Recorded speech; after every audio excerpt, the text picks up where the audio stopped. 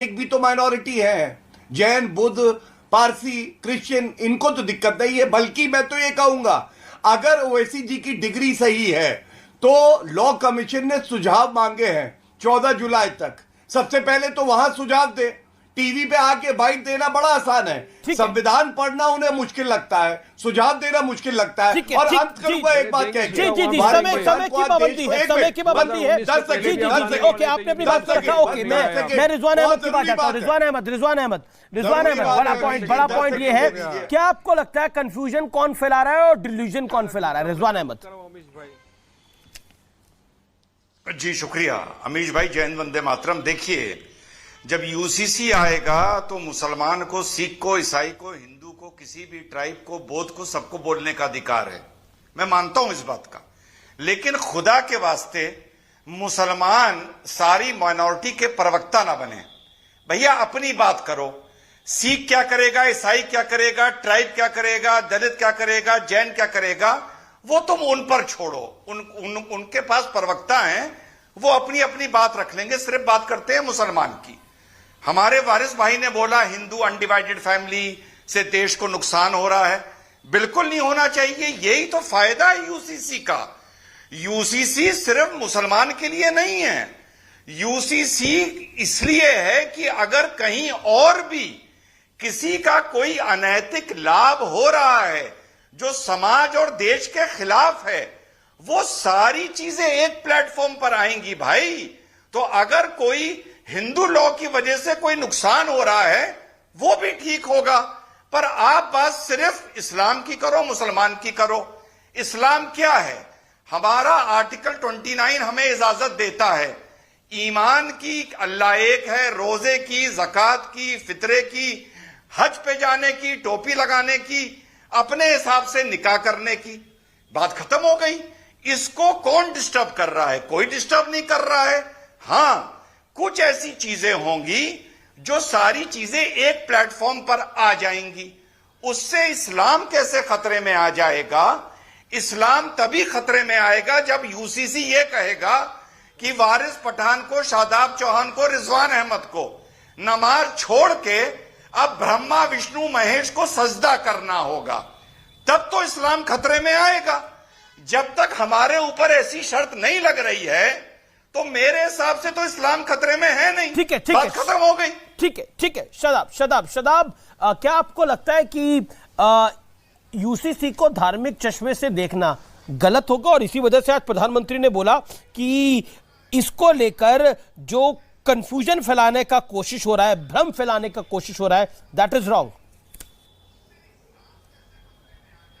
नहीं, ये तो बड़े अजीब बात है कि प्रधानमंत्री जी कह रहे हैं कि कंफ्यूजन, यानी कि शादाब चौहान, वारिस पठान, असदुद्दीन ओवैसी कंफ्यूजन पैदा कर देंगे।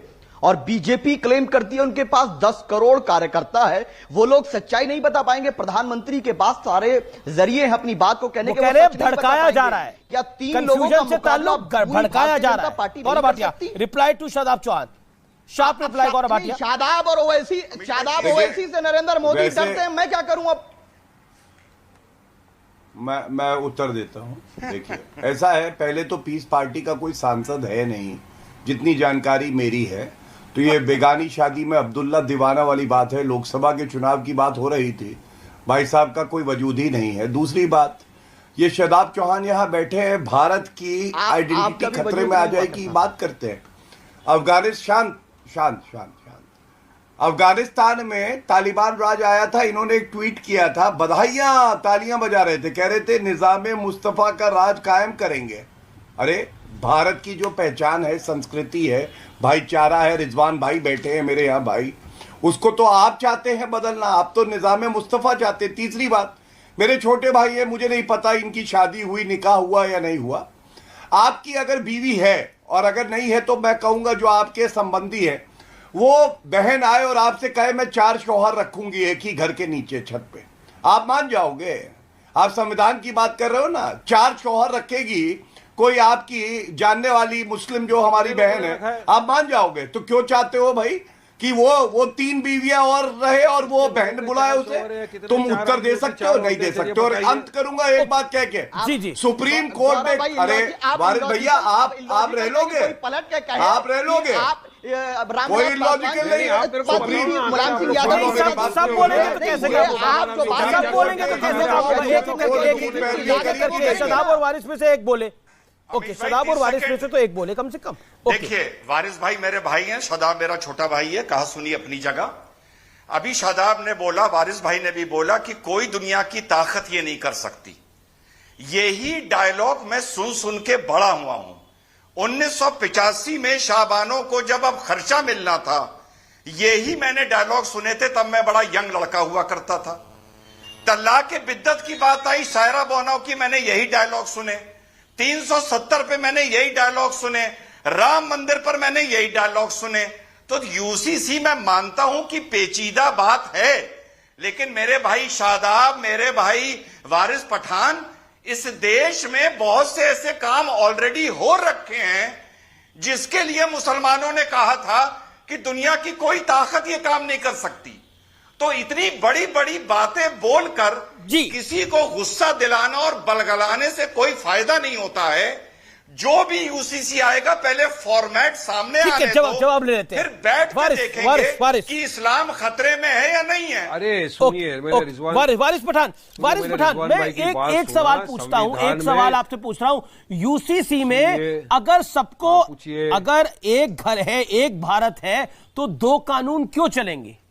एक कानून होना चाहिए। वही तो मैं बोल रहा हूं। तो एचयूएफ हटा देंगे क्या मोदी जी? जो हिंदू डिवाइडेड फैमिली का वो है, गुजरात के अंदर तो एक कानून है कि जहां पर मुसलमान आदमी हिंदू के एरिया के अंदर घर नहीं खरीद सकता, वो कानून को हटा देंगे क्या? हाँ, कहीं पर स्टेट के अंदर गाय मम्मी है, कहीं पर गाय यम्मी है, उसका क्या करेंगे? हटा देंगे क्या? इसीलिए मैं बोलता हूं ये नहीं कर सकते, और ये संविधान को खत्म करने की बात है। लेकिन ये संविधान, ये तो संविधान का ही हिस्सा होगा ना अमीश भाई। संविधान कैसे खत्म होगा? संविधान का तो हिस्सा होगा। देखिए, जो अमीश भाई, जो वारिस भाई बात बोल रहे हैं वो अपनी जगह सही है, और वो फॉर्मेट आने के बाद पता चलेगा। ऐसा नहीं हो सकता कि यूसीसी सिर्फ मुसलमान को टारगेट करेगा, ऐसा बिल्कुल नहीं हो पाएगा। यही मैं इनको समझा रहा हूं। जिसकी जहां भी जो कमी है, अगर कोई कानून हिंदुओं के लिए भी है लेकिन आज की तारीख में वो इंप्लीमेंट होने में परेशानी है, तो यूसीसी में उसको भी तो लाया जाएगा ना। ये कौन कह रहा है कि सिर्फ शरीयत को यूसीसी में लाया जाएगा भाई?